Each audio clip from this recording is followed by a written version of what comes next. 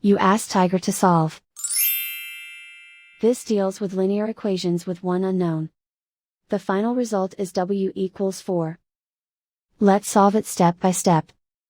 Group all W terms on the left side of the equation. Add 3W to both sides. Simplify the arithmetic. Group like terms. Simplify the arithmetic. Isolate the W. Divide both sides by 8.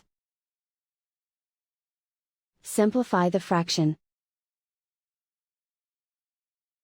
Find the greatest common factor of the numerator and denominator. Factor out and cancel the greatest common factor.